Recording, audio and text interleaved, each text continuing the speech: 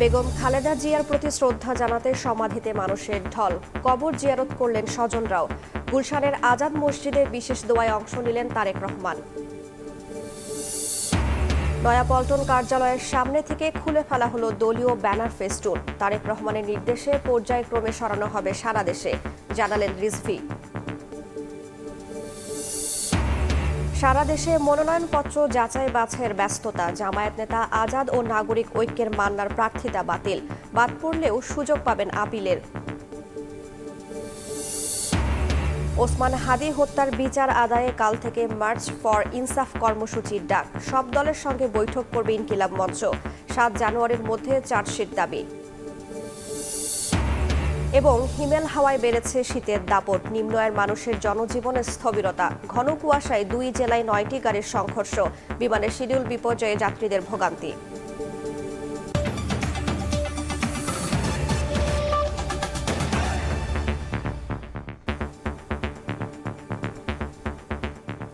প্রবাসের সময়ের সঙ্গে আছি আমি রাইসা জান্নাত। দাফনের ২ দিন পরও বেগম জিয়ার সমাধিতে শ্রদ্ধা জানাতে সর্বস্তরের মানুষের ভিড়।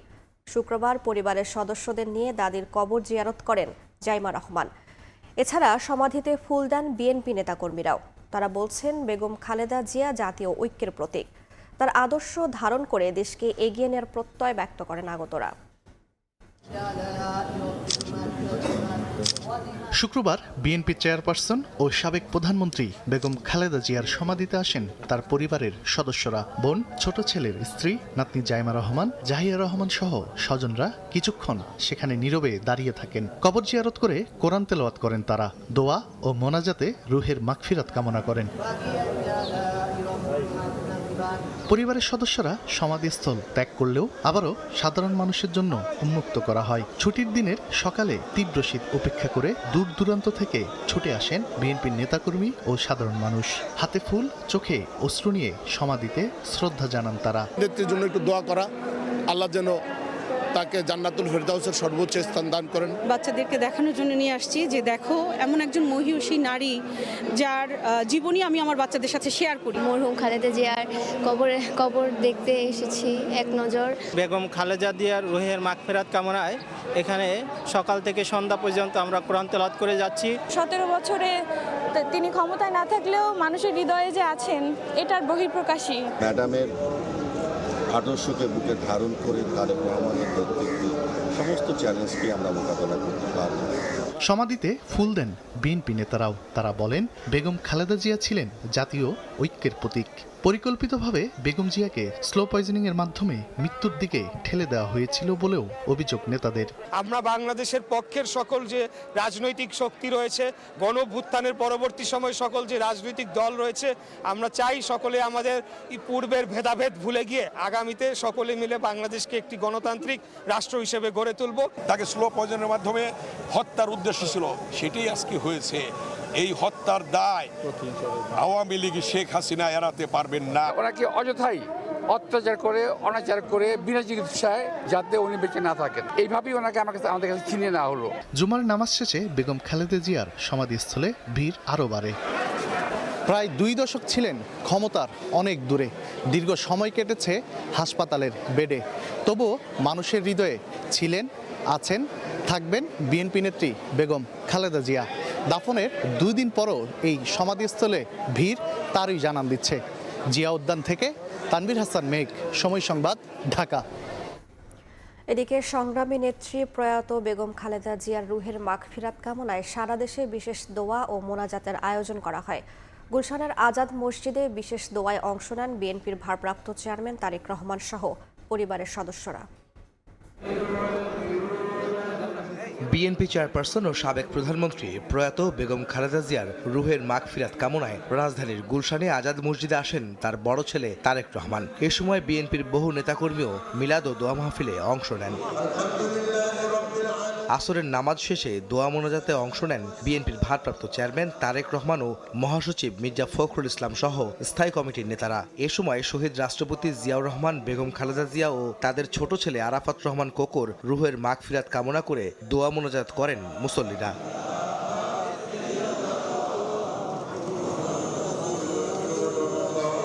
মসজিদের দ্বিতীয় তলায় মোনাজাতে অংশ নেন তারেক পত্নী ডাক্তার জুবাইদা রহমান, মেয়ে ব্যারিস্টার জাইমা রহমান ও ছোট ভাই প্রয়াত আরাফাত রহমান কোকর সহধর্মিণী সৈয়দা শামিলা রহমান সহ পরিবারের সদস্যরা। দোয়া ও মোনাজাত শেষে মসজিদের খতিব, ইমাম ও মুয়াজ্জিনের প্রতি ধন্যবাদ জানান তারেক রহমান। এর আগে বাদ জুমা বেগম খালেদা জিয়ার রুহের মাগফিরাত কামনায় জাতীয় মসজিদ বাইতুল মোকাররমে দোয়া ও মোনাজাত করা হয়। এতে অংশ নেন সাধারণ মুসল্লিরা। একই দিন রাজধানীর ঢাকা সহ দেশের বিভিন্ন বিভাগ ও জেলার মসজিদে মসজিদে বিশেষ দোয়া অনুষ্ঠিত হয়। এতে বিএনপি সহ বিভিন্ন রাজনৈতিক দলের নেতাকর্মী সহ নানা শ্রেণী পেশার মানুষ অংশ নেন। এদিকে বিকেলে ঢাকা বিশ্ববিদ্যালয়ের টিএসসি প্রাঙ্গণে দোয়া ও মিলাদ মাহফিলের আয়োজন করে জাতীয়তাবাদী ছাত্রদল। সাবেক প্রধানমন্ত্রী বেগম খালেদা জিয়ার বিদেহী আত্মার শান্তি কামনায় মোনাজাত করেন শিক্ষার্থীরা।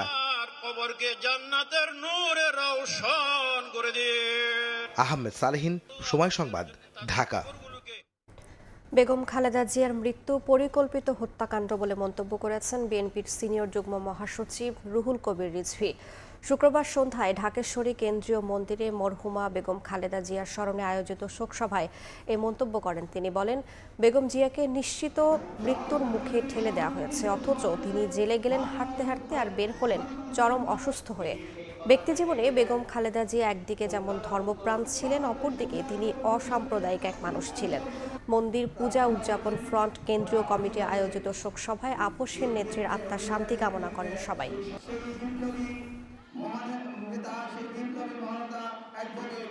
তার এই মৃত্যু আমি মনে করি এটি একটি হত্যাকাণ্ড। শেখ হাসিনা একজন মহিলা, তিনি হাঁটতে হাঁটতে গেলেন জেলখানার ভিতরে, ফিরে আসলেন অর্ধলাশ হিসেবে। তার মানে জেলখানার ভিতরে তার ওষুধে, তার খাবারে নানাভাবে কারসাজি করা হয়েছে। তিনি যাতে তিলে তিলে ক্ষয়ে ক্ষয়ে তিনি নিঃশেষ হয়ে মৃত্যুর মধ্যে ঢলে পড়েন, সেই ব্যবস্থাটাই সেদিন করা হয়েছে। বেগম খালেদা জিয়ার দর্শনকে ধারণ করে এগিয়ে যাবে বাংলাদেশ, এমনটাই প্রত্যাশা বিএনপির স্থায়ী কমিটির সদস্য আমির খসরু মাহমুদ চৌধুরীর।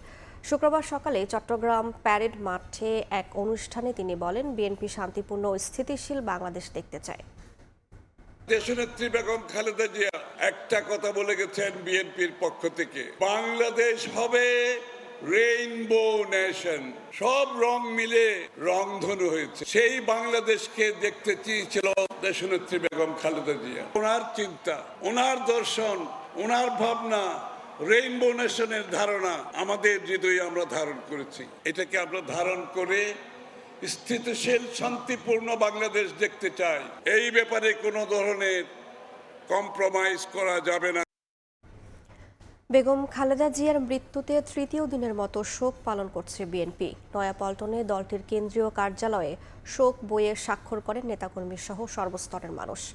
এদিকে বিএনপির ভারপ্রাপ্ত চেয়ারম্যান তারেক রহমানের নির্দেশে কেন্দ্রীয় কার্যালয়ের সামনে খুলে ফেলা হয় দলীয় ব্যানার। পর্যায়ক্রমে সারা দেশে এই কর্মসূচি চলবে বলে জানান দলের যুগ্ম মহাসচিব রুহুল কবির রিজভী। শোকাবহ পরিবেশ নয়াপল্টনে বিএনপির কেন্দ্রীয় কার্যালয়ে। বেগম খালেদা জিয়ার মৃত্যুতে রাষ্ট্রীয় শোকের তৃতীয় দিনে অর্ধনমিত রাখা হয় জাতীয় পতাকা এবং দলীয় পতাকা। চতুর্থ দিনের মতো কার্যালয়ে টাঙানো কালো পতাকা। দেশের বিভিন্ন প্রান্ত থেকে শেষ শোক বইয়ে স্বাক্ষর করেছেন দলীয় নেতাকর্মী সহ বিভিন্ন শ্রেণী পেশার মানুষ। চলে কোরআন তেলাওয়াত ও মোনাজাত। আমরা সব মানুষের কাছে বলতে চাই যেন দলমত নির্বিশেষে দোয়াটাই করতে। শোককে শক্তিতে পরিণত করে দলের ভারপ্রাপ্ত চেয়ারম্যান তারেক রহমানের নেতৃত্বে আগামীর বাংলাদেশ বিনির্মাণে কাজ করার অঙ্গীকার নেতাকর্মীদের। বিএনপির ভারপ্রাপ্ত চেয়ারম্যান জনাব তারেক রহমান, ওনার মাধ্যমে এই দেশটা যেন সুন্দরভাবে শাসন করে। শুক্রবার সকালে দলের সিনিয়র যুগ্ম মহাসচিব রুহুল কবির রিজভীর নেতৃত্বে নয়াপল্টনে কেন্দ্রীয় কার্যালয়ের সামনে খুলে ফেলা হয় দলীয় ব্যানার ফেস্টুন। যদিও এটা রাজনৈতিক মত প্রকাশের একটি মাধ্যম এইভাবে, কিন্তু এটা যদি কারো অধিকারকে লঙ্ঘন করে এটা ঠিক না। এই জন্য আমাদের ভারপ্রাপ্ত চেয়ারম্যান, আমাদের নেতা বলেছেন যে আমরা স্বেচ্ছাশ্রমের ভিত্তিতে ব্যানার ফেস্টুন 3 দিনের মধ্যে আমরা এটা পরিষ্কার করে ফেলব। যুবদল এবং ছাত্রদলের সদস্যদের শহরের ব্যানার ফেস্টুন সরিয়ে ফেলার দায়িত্ব দেওয়া হয়েছে উল্লেখ করে পর্যায়ক্রমে দেশ জুড়ে কর্মসূচি পালন করা হবে বলে জানান দলের সিনিয়র নেতা। মাইমুনা হায়দার চৌধুরী, সময় সংবাদ, ঢাকা। ত্রয়োদশ জাতীয় সংসদ নির্বাচনের কার্যক্রম এগিয়ে চলছে পুরোদমে। সারা দেশে মনোনয়নপত্র যাচাই বাছাইয়ের ব্যস্ততা। কক্সবাজারে জামায়াত নেতা হামিদুর রহমান আজাদ ও বগুড়ায় নাগরিক ঐক্যের সভাপতি মাহমুদুর রহমান মান্নার প্রার্থিতা বাতিল করা হয়, তবে আপিলের সুযোগ থাকছে 9 জানুয়ারি পর্যন্ত। তফসিল অনুযায়ী পুরোদমে এগিয়ে চলছে ত্রয়োদশ জাতীয় সংসদ নির্বাচনের কার্যক্রম। 4 জানুয়ারি পর্যন্ত চলবে মনোনয়নপত্র যাচাই বাছাই। এই কার্যক্রমের চতুর্থ দিনে প্রতিটি সংসদীয় আসনে বিভিন্ন দল ও স্বতন্ত্র প্রার্থীদের মনোনয়নপত্রের তথ্য যাচাই করা হয়। নানা অনিয়মের কারণে বেশ কয়েকজন প্রার্থীর মনোনয়ন বাতিল করেন রিটার্নিং কর্মকর্তা। নাগরিক ঐক্যের সভাপতি মাহমুদুর রহমান মান্নার হলফনামায় তথ্য গরমিল থাকায় বগুড়া 2 আসনে তার মনোনয়ন বাতিল ঘোষণা করা হয়। আর কক্সবাজার 2 আসনে জামায়াতের সহকারী সেক্রেটারি জেনারেল হামিদুর রহমান আজাদের মনোনয়নপত্র বাতিল করা হয়। আজকের এই অ্যাকসেপ্টেন্সের মধ্য দিয়ে প্রমাণ হলো ধানের শীষের জনপ্রিয়তা, বিএনপির জনপ্রিয়তা। ঈদের মতো উৎসব মুখর পরিবেশে মানুষরা ভোট কেন্দ্রে যাবে, সেটা হতে গেলে গভর্নমেন্টকে এই আইন শৃঙ্খলার পরিস্থিতি ভালো করতে অবৈধ সন্ত্রাসীদেরকে গ্রেফতার করতে হবে, অস্ত্র উদ্ধার করতে হবে। রিটার্নিং কর্মকর্তারা বলছেন, সুষ্ঠু ও শান্তিপূর্ণ নির্বাচনের অনুষ্ঠানের লক্ষ্যে সর্বোচ্চ নিরপেক্ষতা বজায় রাখা হবে। কেউ আচরণবিধি লঙ্ঘন করলে বিধি মোতাবেক ব্যবস্থা নেওয়া হবে। 37 বগুড়া 2 সংসদীয় আসনে মনোনয়নপত্র দাখিলকারী জনাব মাহমুদুর রহমান মান্না এর মনোনয়নপত্রটি পরীক্ষা করলাম, পরীক্ষান্তে মনোনয়নপত্রটি বাতিল করলাম। তফসিল অনুযায়ী 30 ডিসেম্বর থেকে 4 জানুয়ারি রোববার পর্যন্ত মনোনয়ন যাচাই বাছাই হবে। তানজিল হাসনাত, সময় সংবাদ। নির্বাচনী লড়াইয়ে রাজনৈতিক দলগুলোর কাছে উপেক্ষিত নারী প্রার্থী মনোনয়ন, এমনকি জুলাই সনদে দেয়া 5% নারী মনোনয়নের প্রতিশ্রুতি দিলেও বাস্তবে তা রক্ষা করেনি দলগুলো। সারা দেশে 2500-এর বেশি মনোনয়ন জমা পড়লেও নারী মাত্র 110 জন। দলগুলো বলছে, মাঠের হিসাব নিকাশের কারণে অনেক ক্ষেত্রে সম্ভব হচ্ছে না কাঙ্ক্ষিত সংখ্যায় নারী প্রার্থী মনোনয়ন। তবে বিশ্লেষকরা দায়ী করছেন দলগুলোর সদিচ্ছাকে। ফারুক ভূঁইয়া রবিনের রিপোর্ট। রাজপথে লড়াই, আন্দোলন, স্লোগান, মিছিলে সামনের কাতারেই চোখে পড়ে নারীদের। তবে ক্ষমতার হিসেব নিকেশে অনেকটি বদলে যায় দৃশ্যপট। এবারের জাতীয় সংসদ নির্বাচনের প্রার্থিতার ক্ষেত্রেও পিছিয়ে রাখা হয়েছে নারীদের। 3টি ধর্মভিত্তিক দল বাদে 27টি দলের প্রতিশ্রুতি ছিল জুলাই সনদ সইয়ের পরবর্তী নির্বাচনে প্রতিটি দল ন্যূনতম 5% আসনে নারী প্রার্থীকে মনোনয়ন দেবে। ধাপে ধাপে তা উন্নীত হবে 33%। কিন্তু বাস্তবে অনেক দল তার ধারে কাছেও যায়নি, বরং নির্বাচনে দৌড়ে থাকা অর্ধেকের বেশি দল কোনো আসনেই নারী প্রার্থী দেয়নি। 5% প্রতিশ্রুতি পূরণে 300 আসনের বিপরীতে নারী প্রার্থী দিতে হবে 15টিতে। সদ্য প্রয়াত বেগম জিয়ার 3 আসনের বাইরে এবার বিএনপি থেকে মনোনয়ন জমা দিয়েছেন 10 নারী। অন্যদিকে জামায়াতের নেতৃত্বাধীন 10 দলীয় জোটভুক্ত দলগুলোর দাখিল করা মনোনয়নের মধ্যে নারী কেবল এনসিপির 3 প্রার্থী। নির্বাচনী দৌড়ে থাকা অন্যান্য দলগুলোর নারী মনোনয়নের চিত্রও আশাব্যঞ্জক নয়। সব মিলিয়ে সারা দেশে 2582টি মনোনয়ন জমা পড়লেও নারী প্রার্থী মাত্র 110 জন। কিন্তু নারীদের মনোনয়ন দিতে রাজনৈতিক দলগুলোর কেন এত অনীহা? উত্তরটা প্রায় অভিন্নই। অনেক জায়গায় নারী আছে, কিন্তু সেখানে আবার আমাদের পুরুষ প্রার্থীর হেভিওয়েট প্রার্থী রয়ে গেছে, নারীকে নামতেই দেয় না। সব মিলিয়ে সরাসরি নির্বাচন করে নারীরা এই পর্যায়ে আসাটা আসলে কিছু সীমাবদ্ধতা আছে। বিশ্লেষকরা মনে করেন, পুরুষতান্ত্রিক চিন্তা ভাবনায় প্রান্তিক অবস্থানে যাচ্ছে নারীর ক্ষমতায়ন।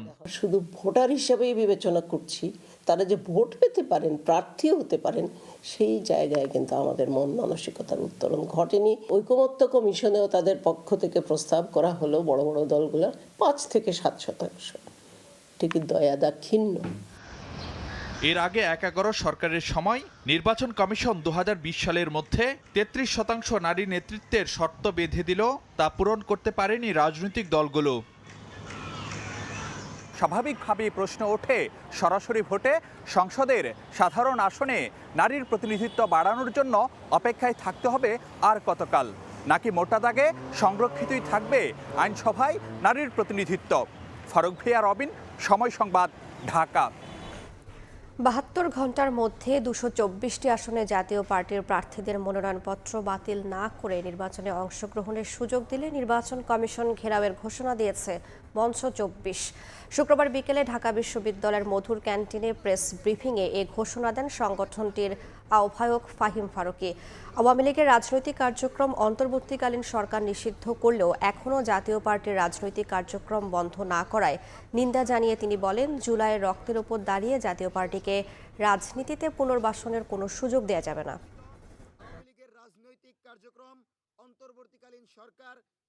জাতীয় পার্টিকে যদি নির্বাচনে অংশের সুযোগ দেওয়া হয় তবে আপামর ছাত্র জনতাকে নিয়ে আওয়ামী লীগের মতোই জাতীয় পার্টির বিরুদ্ধে শক্ত প্রতিরোধ গড়ে তোলা হবে। জুলাইয়ের রক্তের উপর দাঁড়িয়ে জাতীয় পার্টিকে পুনর্বাসন করার কোনো সুযোগ এই অন্তর্বর্তীকালীন সরকারকে আমরা দিব না। 48 ঘন্টার মধ্যে তাদের বিরুদ্ধে ব্যবস্থা নিয়ে এই নির্বাচনে তাদেরকে অযোগ্য ঘোষণা করতে হবে। আগামী 72 ঘন্টার মধ্যে নির্বাচন কমিশন ব্যবস্থা না করলে জুলাইয়ের সকল স্টেক হোল্ডারদেরকে সাথে নিয়ে আলোচনা সাপেক্ষে অল্প সময়ের ভিতর নির্বাচন কমিশন ঘেরাও কর্মসূচি ঘোষণা করছি। জনগণের অংশগ্রহণ নিশ্চিত করে নির্বাচন আয়োজন করা হবে বলে জানিয়েছেন প্রধান উপদেষ্টার প্রেস সচিব শফিকুল আলম। শুক্রবার সকালে মাগুরায় সাংবাদিকদের তিনি বলেন, আগামী জাতীয় নির্বাচন উৎসব মুখর পরিবেশে অনুষ্ঠিত হবে। ভালো একটা নির্বাচন হবে এবং সেই অনুযায়ী আমরা সারা বাংলাদেশে একটা বিপুল সমারোহ দেখছি, বিপুল সাজসজ্জা সমারোহ। সমস্ত জনগোষ্ঠী, আমাদের মুসলমান ভাই বোন, হিন্দু ভাই বোন, খ্রিস্টান ভাই বোন, আমাদের পাহাড়ি ভাই বোন, সবাই যাতে সুন্দরভাবে শান্তিপূর্ণ পরিবেশে ভোট দিতে পারেন সেটা আমরা চেষ্টা করছি। ইন্টারন্যাশনাল আগ্রহটা খুবই বেশি। তারা দেখছে যে বাংলাদেশ একটা ডেমোক্রেটিক ট্রানজিশনের পর্যায়ে আছে এবং তারা আমাদের মতোই তারাও আশাবাদী যে বাংলাদেশে একটা স্মুথ ডেমোক্রেটিক ট্রানজিশন হবে, একটা সুন্দর ইলেকশন হবে। ওসমান হাদি হত্যার বিচার দাবিতে কাল থেকে মার্চ ফর ইনসাফ কর্মসূচি ঘোষণা করেছে ইনকিলাব মঞ্চ। 7 জানুয়ারির মধ্যে হাদি হত্যার বিচারের চার্জশিট দাখিলের সময়সীমা বেঁধে আলটিমেটাম দিয়েছে সংগঠনটি, নয়তো 7 জানুয়ারির পর কঠোর আন্দোলনের হুঁশিয়ারি দেন ইনকিলাব মঞ্চের নেতারা। আনুষ্ঠানিক ঘোষণা ছাড়াই শুক্রবার জুমার নামাজের পর শহীদ শরীফ ওসমান হাদি হত্যার বিচারের দাবিতে রাজধানীর শাহবাগে জড়ো হন ইনকিলাব মঞ্চের নেতাকর্মী সহ সাধারণ মানুষ। স্লোগানে স্লোগানে মুখরিত হয়ে ওঠে শাহবাগ ও এর আশপাশের এলাকা। ওসমান হাদির দীর্ঘদিনের সহযোদ্ধা ও ইনকিলাব মঞ্চের সদস্য সচিব আব্দুল্লাহ আল জাবের অন্তর্বর্তী সরকারকে 7 জানুয়ারির মধ্যে হাদি হত্যার বিচারের চার্জশিট দাখিলের সময়সীমা বেঁধে দিয়ে কঠোর আন্দোলনের হুঁশিয়ারি দেন। আমাদের কাছে সরকার সময় দেবে 7 তারিখ পর্যন্ত। আমরা দেখছি যে আমাদের 22 কার্যদিবস বাকি আছে, এর মধ্যে 7 তারিখকে আমরা গণনা করতে চাই। 7 তারিখের পরে আমরা চূড়ান্ত আন্দোলনে যাব। এরপরে এই সরকার থাকলে কি চলে গেল, এগুলো আমাদের দেখবার বিষয় না।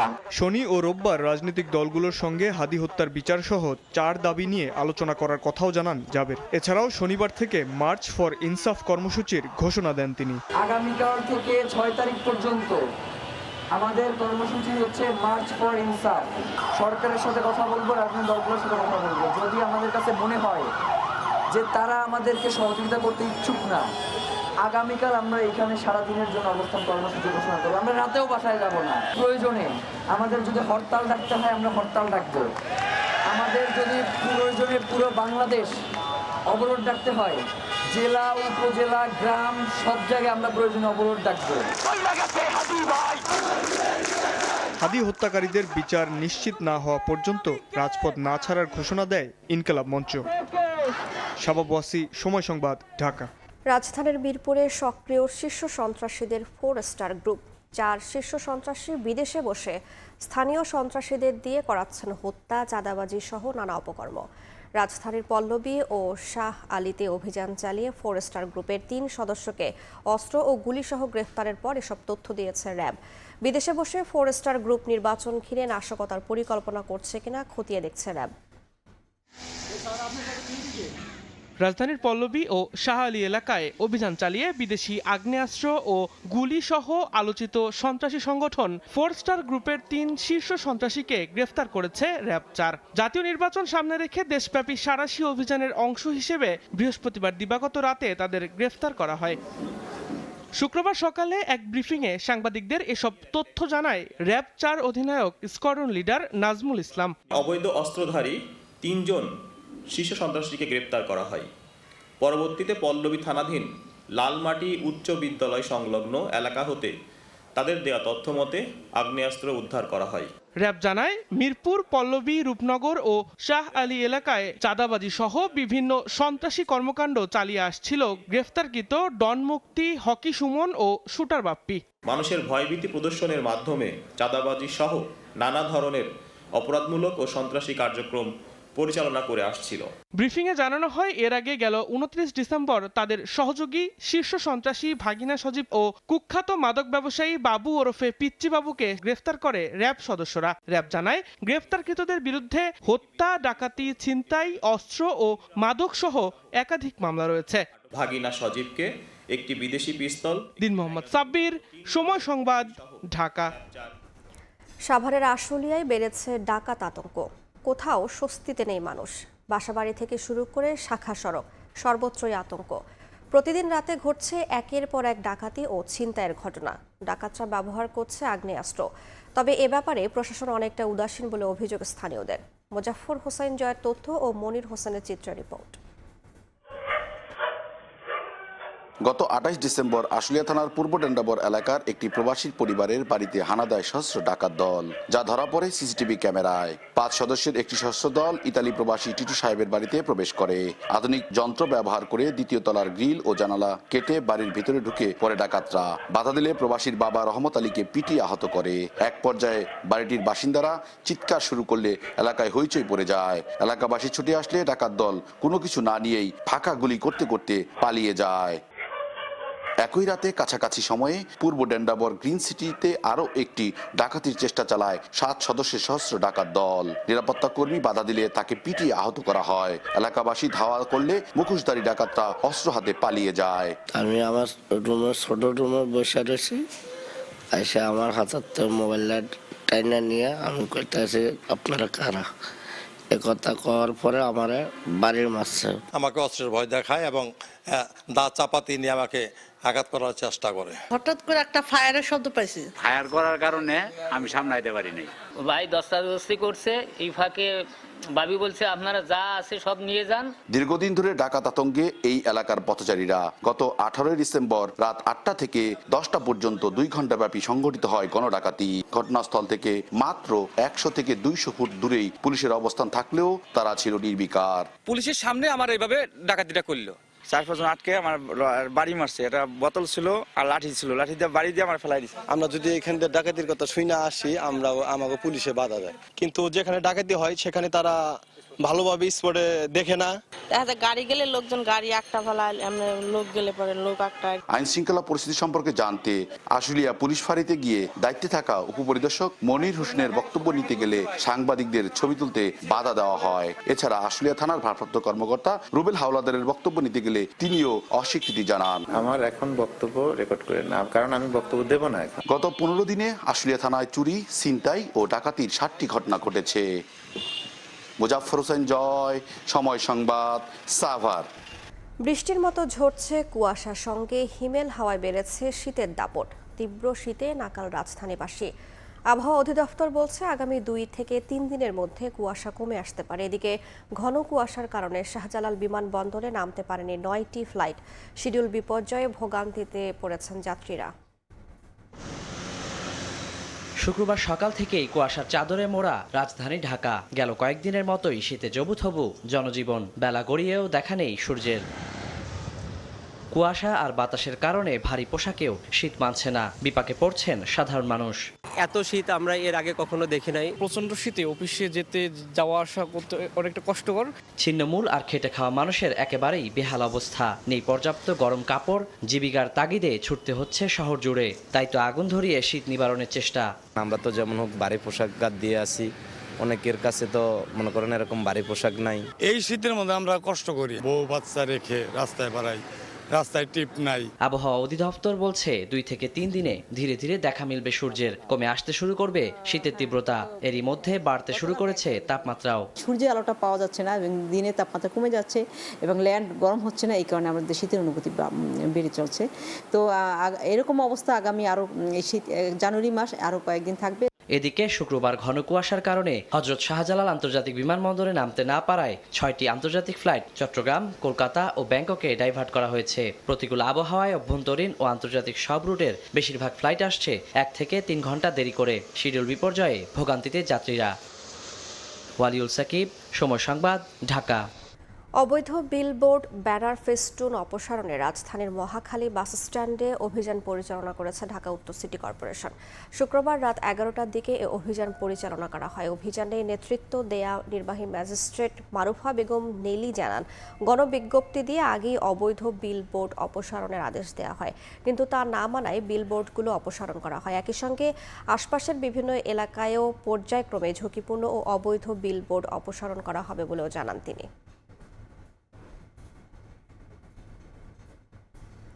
অপরাধ স্বীকার করে জরিমানা দিলে দুর্নীতিবাজকে মাফ করে দিতে পারবেন বিচারক। দুর্নীতি দমন কমিশন আইন সংশোধন করে এমন উপধারা সংযোজন হয়েছে।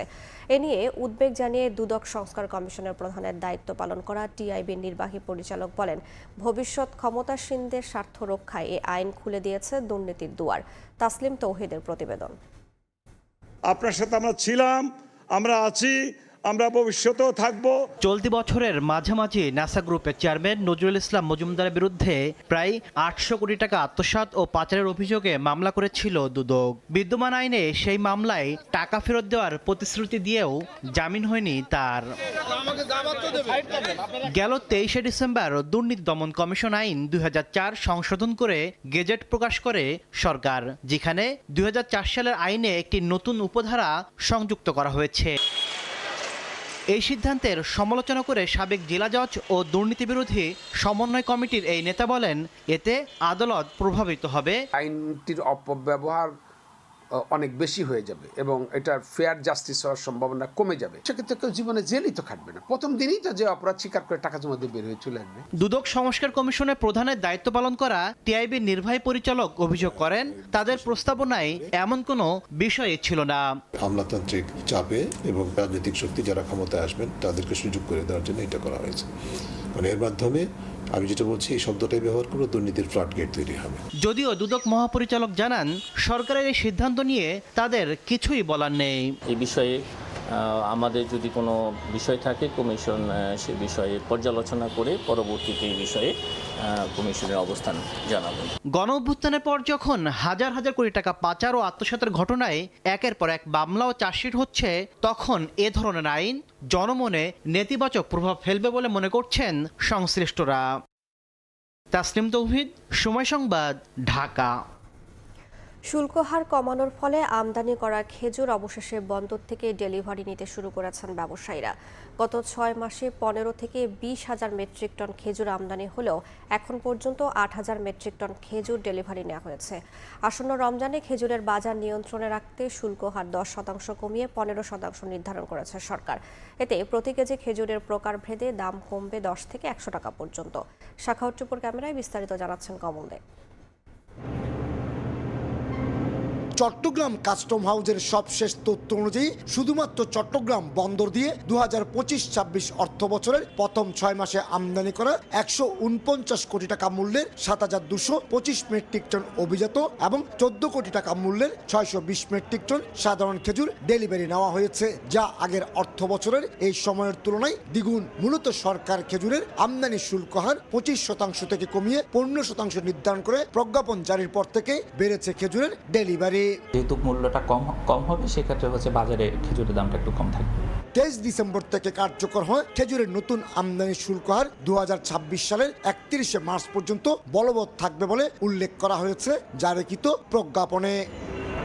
ব্যবসায়ীরা বলছেন, যখনই শুল্ক কমানোর কথা ছিল তখন কমানো হয়নি, কমাতে দেরি হয়েছে। এতে যেমন আমদানি বাধাগ্রস্ত হয়েছে, তেমনি ড্যামেজ গুনতে হচ্ছে চট্টগ্রাম বন্দরে। 60% মাল এসে গেছে আমাদের, এটা ভোক্তারা পুরাপুরি সুবিধা পাবে বলে আমি মনে করি না। এদিকে শুল্ক হার কমানোর প্রতিক্রিয়া পড়তে শুরু করেছে খেজুরের বাজারে। গত এক সপ্তাহের ব্যবধানে 5 কেজির প্রতি প্যাকেট আম্বর এবং মরিয়াম খেজুরের দাম 2,000 টাকা কমে 5 ও 4,000 টাকায় বিক্রি হচ্ছে। এখনো প্রচুর পরিমাণে আমদানি করা খেজুর বন্দরের ডেলিভারির অপেক্ষায় রয়েছে। এটা যদি আরো 15 দিন আগে যদি কমে দিত, তাহলে আমরা আমাদের ইম্পোর্টাররা মাল বের করতো, আমাদের ড্যামারিজ কমতো। আদুয়া কমে গেছে 500 টাকা 1000 টাকা করে, তারপর মরিয়ম কমে গেছে 1000 টাকা করে, মাশরুম কমে গেছে 500 টাকা করে। বাংলাদেশে বছরে প্রায় 1 লাখ মেট্রিক টন খেজুরের চাহিদা রয়েছে। এর মধ্যে শুধুমাত্র রমজান মাসে ইফতারের জন্য 80 থেকে 90 হাজার মেট্রিক টন খেজুরের প্রয়োজন হয়। কমল দে, সময় সংবাদ, চট্টগ্রাম।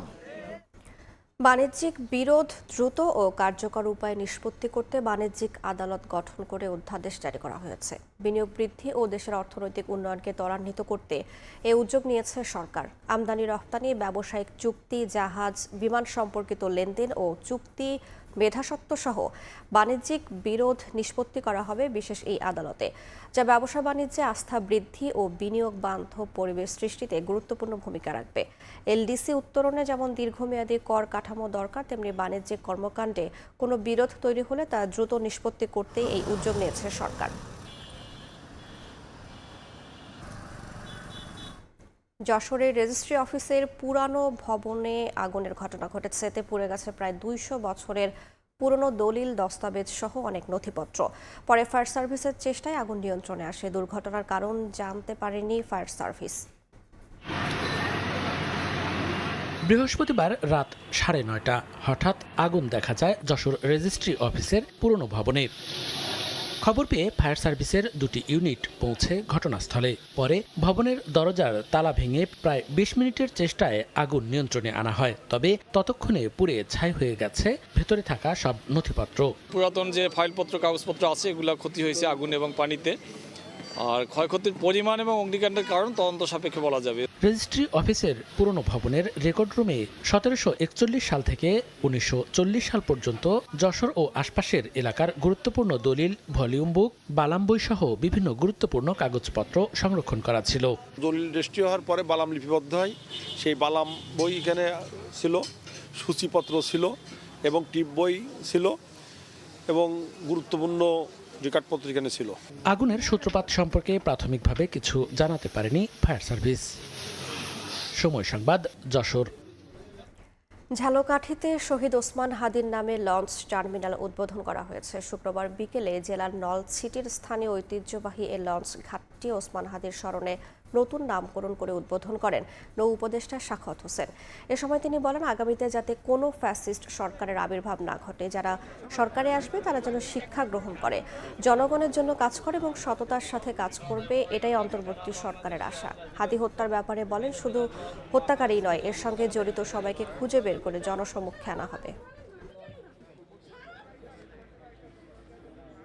কোনো ফ্যাসিস্ট সরকারের আবির্ভাব না হয়, যারা আসবে তারা শিক্ষা গ্রহণ করবে, জনগণের জন্য কাজ করবে এবং সততার সাথে কাজ করবে। হাদির হত্যাকারীর বিচার শুধু না, এর পেছনে কারা জড়িত আছে সেটাও যাতে বের হয়ে আসে। যেই থাকুক দেশে বা দেশের বাইরে, তারা জনসমক্ষে এটা বিস্তারিতভাবে বলা হবে বলে আমি আশা করছি। নতুন ধরনের একটি আকাশযান বাণিজ্যিকভাবে উৎপাদনে যাচ্ছে চীন। কম উচ্চতায় উঠতে পারা এ যান দেশটির অভ্যন্তরীণ যোগাযোগে ব্যাপক পরিবর্তন আনবে বলে আশা করা হচ্ছে। সম্প্রতি দেশটির হুবেই প্রদেশের নিজস্ব প্রযুক্তিতে তৈরি AS700 নামের এই আকাশযান বেসরকারিভাবে উৎপাদনের অনুমতি দিয়েছে চীন সরকার। সনদ পাওয়ার প্রথম দিনে একটি আকাশযান তাইচাং কালচারাল ট্যুরিজম গ্রুপের কাছে হস্তান্তর করে নির্মাণকারী প্রতিষ্ঠান aviation industry corporation of China. চীন সরকারের পূর্ণ মালিকানাধীন এই প্রতিষ্ঠান গত বছর নতুন ধরনের এই আকাশযানের প্রায় 200টি ফ্লাইট পরিচালনা করে। এই আকাশযানটি মূলত পর্যটন, জরুরি উদ্ধার অভিযান এবং লজিস্টিক্স সাপোর্টের কাজে ব্যবহার করা হবে। সাবেক প্রধানমন্ত্রী বেগম খালেদা জিয়ার মৃত্যুতে জার্মানিতে দোয়া মাহফিল করেছে বিএনপি ও এর অঙ্গ সংগঠন। স্থানীয় সময় শুক্রবার বাদ জুমা জার্মানির রাজধানী বার্লিনের বাইতুল মুকাররম মসজিদে দোয়া মাহফিল অনুষ্ঠিত হয়। দোয়া মাহফিলে প্রধান অতিথি হিসেবে উপস্থিত ছিলেন জার্মানিতে নিযুক্ত বাংলাদেশের রাষ্ট্রদূত মোহাম্মদ জুলকারনাইন। এ সময় আরও উপস্থিত ছিলেন জার্মান বিএনপির জ্যেষ্ঠ নেতারা এবং প্রবাসী বাংলাদেশিরা। এর আগে জার্মানির বিভিন্ন অঙ্গরাজ্যের একাধিক মসজিদে বেগম খালেদা জিয়ার জন্য গায়েবানা জানাজার আয়োজন করা হয়। পাশাপাশি বার্লিনে অবস্থিত বাংলাদেশ দূতাবাসে শোক বইয়ে সই করেন রাষ্ট্রদূত, জার্মানি বিএনপির নেতারা এবং সর্বস্তরের প্রবাসীরা।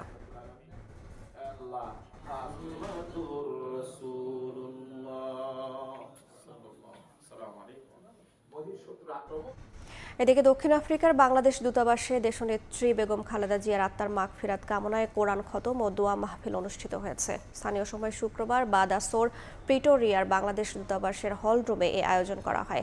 এ সময় উপস্থিত ছিলেন বাংলাদেশের রাষ্ট্রদূত শাহ আহমেদ শফী সহ কূটনৈতিক, রাজনৈতিক ও সামাজিক নেতারা ও প্রবাসী বাংলাদেশিরা।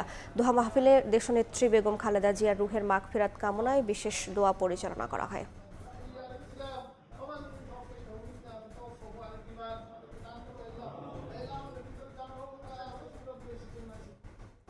সংযুক্ত আরব আমিরাতে প্রবাসী বাংলাদেশিদের ব্যবসার ধরনে আসছে পরিবর্তন। কর্মসংস্থানের সংকট মোকাবিলায় স্বল্প বিনিয়োগে বেশি আয়ের লক্ষ্য নিয়ে ব্যতিক্রমধর্মী উদ্যোগ নিচ্ছেন প্রবাসীরা। সার্জার ইন্ডাস্ট্রিয়াল এলাকায় বাজার স্থাপনের মাধ্যমে এবার ৭৬ প্রবাসী বাংলাদেশি পেয়েছেন ব্যবসার সুযোগ। সংযুক্ত আরব আমিরাত থেকে শিবলি আল সাদিকের রিপোর্টে বিস্তারিত। ভিসা সংকট সহ নানা প্রতিবন্ধকতায় সংযুক্ত আরব আমিরাতে অসংখ্য প্রবাসী বাংলাদেশি কর্মসংস্থান নিয়ে জটিলতায় পড়েছেন। এই পরিস্থিতি মোকাবেলায় ভিন্ন ভিন্ন কৌশল গ্রহণ করছেন তারা। কর্মহীন প্রবাসীদের স্বল্প বিনিয়োগে উদ্যোক্তা হিসেবে গড়ে তুলতে ব্যতিক্রমধর্মী উদ্যোগ নিয়েছে প্রবাসী কমিউনিটি। এ লক্ষ্যে এগিয়ে এসেছেন কমিউনিটির কয়েকজন বিত্তশালী ব্যক্তি। একই ছাদের নিচে একাধিক প্রতিষ্ঠান গড়ে তুলে বাজার সৃষ্টি করে কর্মহীন প্রবাসীদের জন্য ব্যবসার সুবর্ণ সুযোগ করে দেওয়া হয়েছে। আপনারা যদি মাসে পুরো মাসলি ভাড়া দেওয়ার পরে যদি একটা লোক যদি ৩,০০০ টাকা আর্ন করতে পারে, তাতে বাংলাদেশের মোটামুটি ১ লাখ টাকা আর্ন করা সম্ভব, যা ইটালিতেও সম্ভব। বাংলাদেশ কমিউনিটি যেসব দোকানগুলো এখান থেকে স্বল্প আয়ের ব্যবসা করে মোটামুটি বাংলাদেশের রেমিটেন্স পাঠাতে পারবে।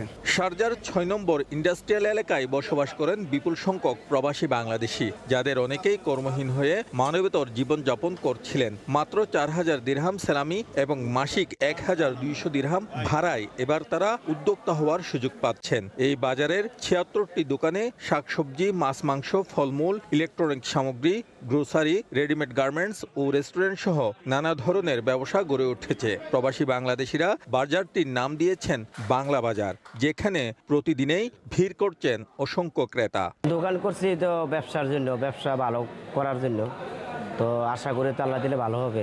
একটা দোকান দিতে গেলে ২-২.৫ লাখ দেড় তো খরচ হয়, তো এখানে অল্প পুঁজিতে অল্প খরচতে আমরা ৪-৫ হাজারের ভিতরে একটা দোকান পাইতেছে বাঙালিরা। ভিসা সংকট সহ নানা জটিলতার প্রেক্ষাপটে সংযুক্ত আরব আমিরাতের দুবাই, শারজা ও আজমানের বিভিন্ন এলাকায় অনুমোদন নিয়ে এই ধরনের বাজার গড়ে তুলেছেন প্রবাসী বাংলাদেশিরা। ফলে কয়েক হাজার প্রবাসী বাংলাদেশির উদ্যোক্তা হয়ে ওঠার সুযোগ সৃষ্টি হয়েছে। পাশাপাশি তৈরি হয়েছে ব্যাপক কর্মসংস্থান। বিষয়টিকে ইতিবাচক হিসেবে দেখছেন প্রবাসী বাংলাদেশিরা। শিবলি আল সাদিক, সময় সংবাদ, সংযুক্ত আরব আমিরাত। আনুষ্ঠানিকভাবে বাংলাদেশ দলের ২০২৬ সালের হোম সিরিজের সূচি প্রকাশ করেছে বিসিবি। দেশের মাটিতে সব সিরিজের দিনক্ষণ এবারই প্রথম একবারে প্রকাশ করেছে ক্রিকেটের অভিভাবক সংস্থা। এবছর বাংলাদেশ সফরে আসবে Pakistan, New Zealand, Bharat, Australia, West Indies. তবে এখনও এই সিরিজগুলোর ভেন্যু চূড়ান্ত করেনি বোর্ড। সবগুলো সিরিজই আইসিসির ভবিষ্যৎ সফরসূচির অংশ। সেই সঙ্গে গত বছর স্থগিত হওয়া ভারত সফরও রাখা হয়েছে এই সূচিতে।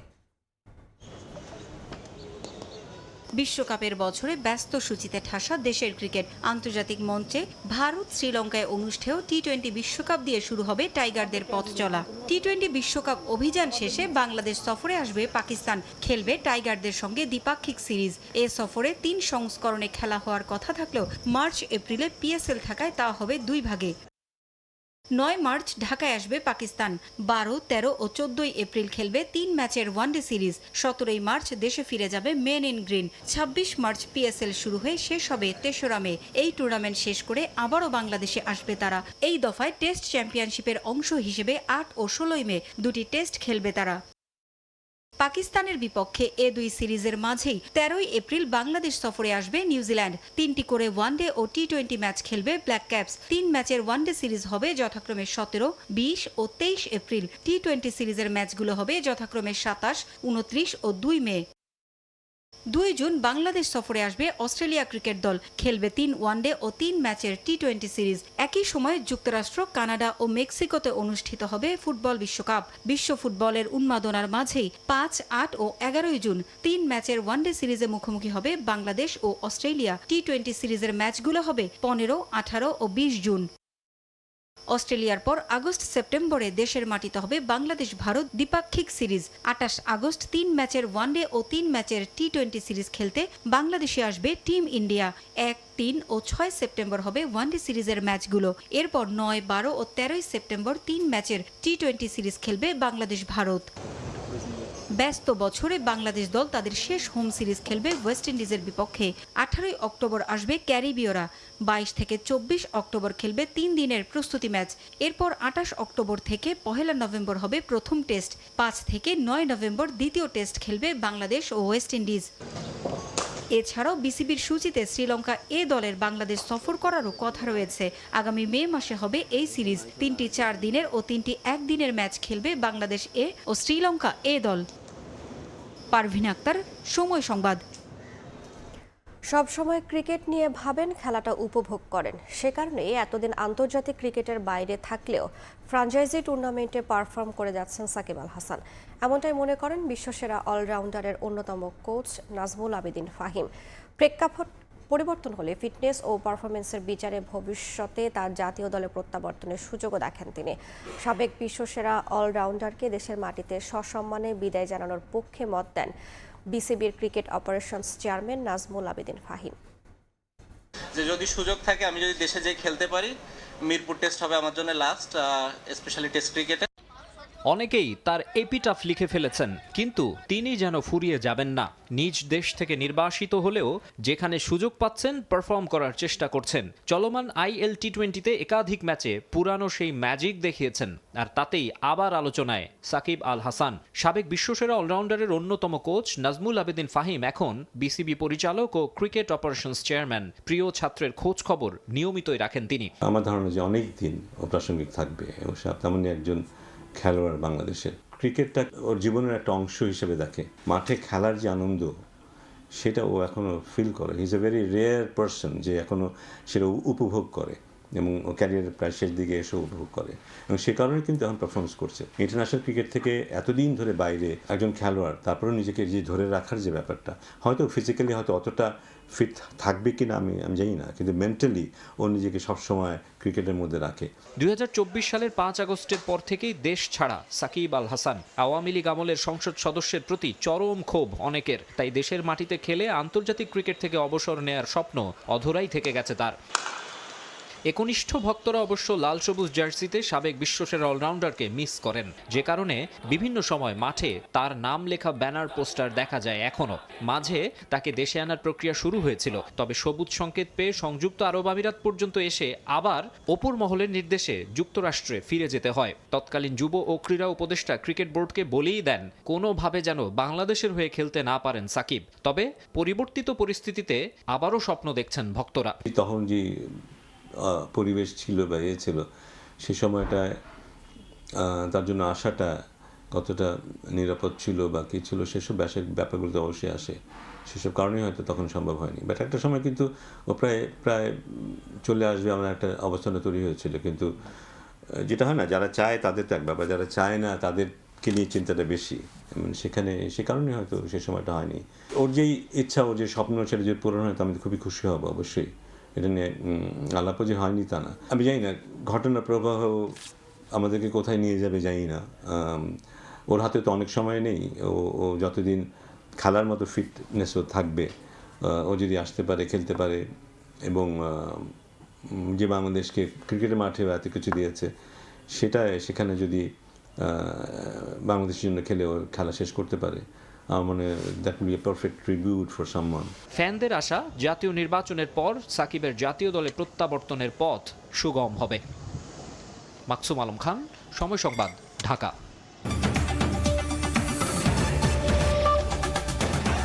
এই ছিল প্রবাসের সময়ের সঙ্গেই থাকুন সময়ের।